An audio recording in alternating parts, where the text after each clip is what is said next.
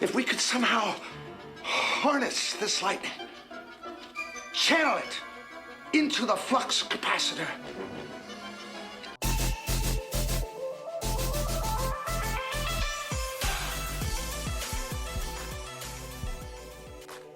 What's going on, everyone? I got a really cool different video for us to do today. Not your average amp dyno testing. What we're going to do today is we're going to compare two different power supplies, two different amplifiers, and pretty much going to show you guys that it takes power to make power. And the best way to show you is how many watts are you getting out of your amp with a smaller power supply, which would be in your vehicle a alternator. Now this is an extreme situation that you're not going to see in your car per se. Now I have a Group 31 AGM as my main powerhouse, and then I have a battery delete kit that is just pretty much my terminal box. Now when I first started out doing these amp dynos, I started out with a 10 amp power supply, and now I'm up to a 100 amp power supply from brand X. Now what we're going to do is we're going to see the difference of having enough input power. You know what I mean? Like whenever you see an amplifier ratings, usually they rate them at 14.4 volts. Some companies do 12.4, etc. Now, what we're going to do is we're going to see how much more power you can get out of your amplifier by having the proper electrical in your car. And why I'm doing two amplifiers is to show the point that, hey, if you have a small amplifier, let's see if we can get away with, you know, not having crazy amount of electrical.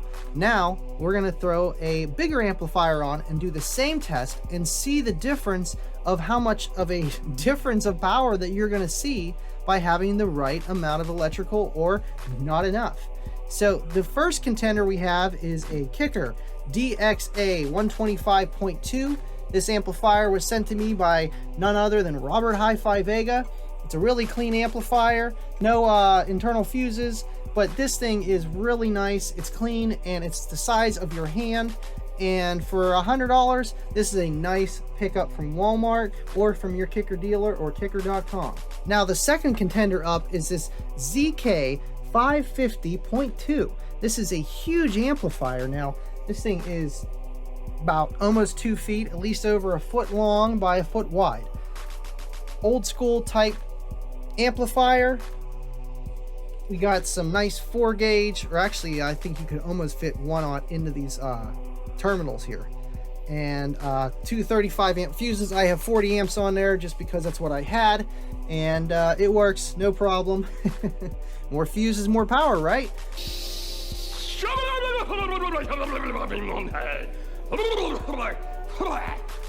And then we got our terminals over here. Now this amp is in rough shape. I paid $30 for this amp and $50 to get it fixed internally. There was a problem with the remote turn on. Got that fixed by none other than Kevin Mansky, my dude.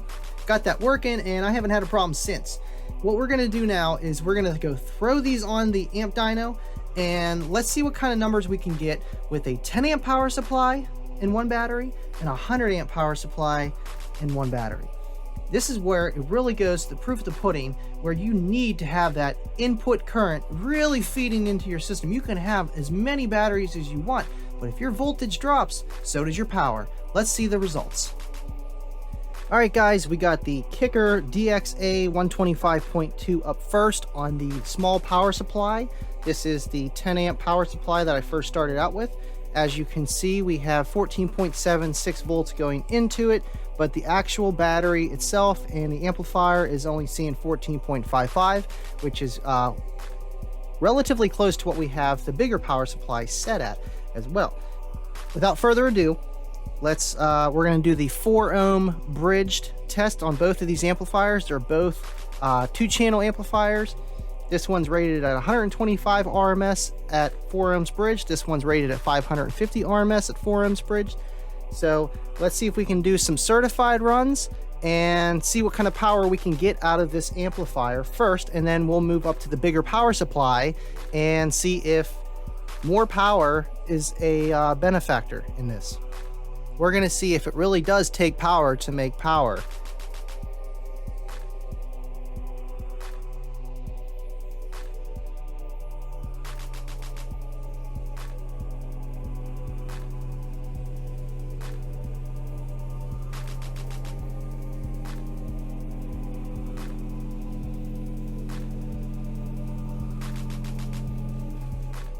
All right, very close to the RMS certified rating at 1% THD, rising to our 4 ohm rating, and the voltage dropped down to about 13 volts on this meter up here. That's exactly what the battery is seeing.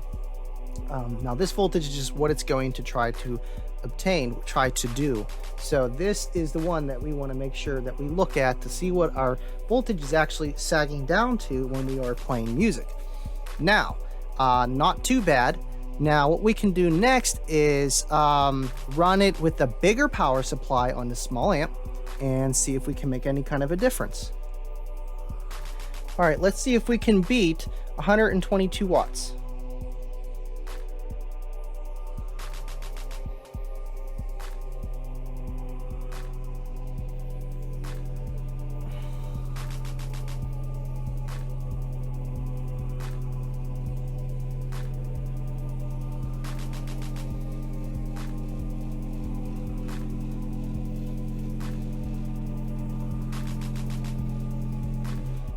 Not bad. Our voltage dropped down to about 14.4 and we were able to get 149 watts, almost 150 watts at our 4 ohms 1% THD certified run with the bigger power supply. Now this is a big dramatic difference between the power supplies of 10 amp to 100 amp, but we are trying to show you drastic differences to prove that when you do have the power, it will make more power. It will make your amplifiers run better, cleaner, less distortion whenever your gains are set correctly. So next what we're going to do is we're going to run the big boy amp here, and we're going to run on the tiny power supply and see the difference whenever you run a bigger amplifier with not having the proper electrical, and how much of a difference there is compared to that of running a smaller amplifier. All right, we got the Kicker ZK 550.2 wired at 4 ohms bridge. It's rated at 550 watts RMS. Let's see if we can get that rating with the small power supply. 10 amps. Let's see what we can get.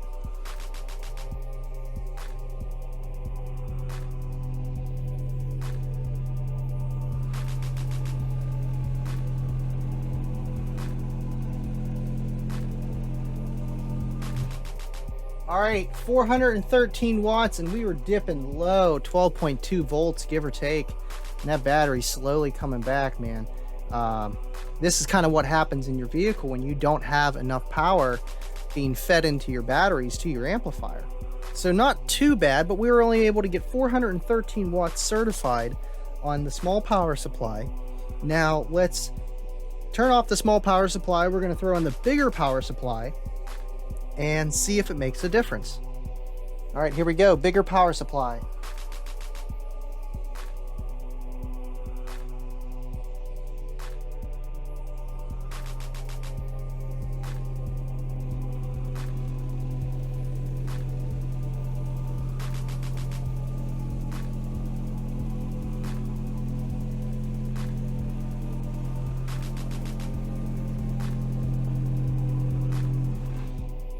All right, not bad. We got the rating of 550 RMS. We got 578 at 1% THD. Our voltage only dropped about 14.2. So if you have the voltage, you're going to see more power out of your amplifiers. It's a bigger difference when you have a bigger amplifier. And yeah, it's a smaller difference on a smaller amplifier. That's why with something like this, you could get away with, stock electrical. Now this is just an extreme case, just so we can see the difference between a small amp and a bigger amp. Now this isn't a huge amplifier, but it is an AB amplifier, so it's not the most efficient. So this thing is definitely pulling some current. But if you throw this in your car on a stock electrical battery and a stock electrical alternator, is it really going to show you what it can do? No. Will it work? Sure. Will you clip earlier? Yes. So the story of this is just, it takes power to make power, period. All right, we're going to do a part 2 of this. Pretty much just an uncertified run. So we're going to be looking at the THD going past clipping, of course, and we're going to see if running a smaller power supply or just lack of electrical is going to make you clip more or a lot earlier. I think it will. All right, now this is just some bonus footage. We're going to do the uncertified run of this bigger amplifier to show how much of a drastic difference in power that you can be made of your amplifier with crappy electrical or the right amount of electrical.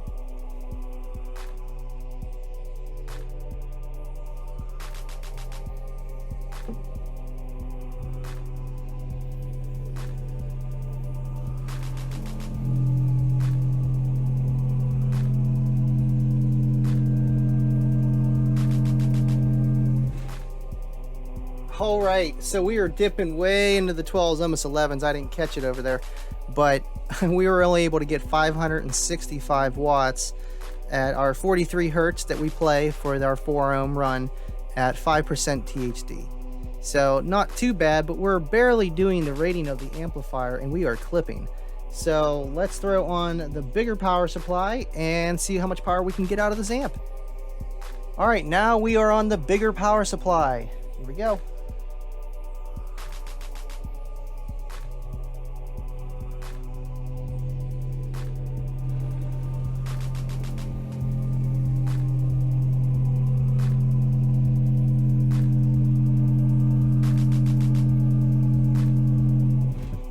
Not bad. Wow, we were able to get 733 watts out of this amplifier. And we're rising to 5 ohms, we're rising even higher. It might be from the driver getting warm or not. But that just goes to show how much more power you're going to get out of your amplifier when you give it the right amount of power. I can't stress it enough. It's crazy. Alright guys, well I hope you enjoyed that video. We've seen really big power differences whenever you had a bigger amplifier and it was starving for the power. We've seen almost 200 watts across the board, certified and uncertified, with the smaller power supply and the larger power supply. The smaller amp, we didn't run an uncertified run because it's not going to make a huge difference. We only seen about a 25-30 watt difference from the smaller power supply and the bigger power supply. And I think that's just strictly on voltage and not current and all that kind of fun stuff. Now, when you're running these in your car, it's not like you're going to see these exact numbers. Obviously, you're going to have box rise, your power fluctuates. Your car is going to put out more power. Your alternator from stock is anywhere from 60 to 70 amps all the way up to 150 averagely. My Eclipse is 110, Volvo 100, Pilot I think it's like 110 or something like that. So that's around the input current you're going to see. Now, the difference is in a vehicle you have your air conditioning, your heat, your windows, your radio, your everything else is just like your stock stuff that is pulling off of that alternator. Air conditioning, really bad. Turbo boost. What the hell is that? So whenever you have all that going on, you're really only going to see maybe 60 to 70% of the rating of the alternator. And are those ratings of a stock alternator at idle, or is that at 25, 3000 RPMs of the engine speed? Now that's a thing that would be cool to test. I do not have equipment to do that yet, but maybe in a future video that would be something cool to do. See what stock alternators actually put out in real life situations. So that said, you're going to see, we'll say 60 to 70 amps of current. Now that's obviously less than the bigger power supply, and you're probably going to have one battery that's not a deep cycle, that's not an AGM, that can discharge and recharge a little bit faster than like a regular lead acid battery, or stuff like that. And then when you go to lithium, that's a whole nother thing too. You'll see little gains, by adding a battery in your trunk or something like that with the voltage, and helps put less strain on the alternator itself.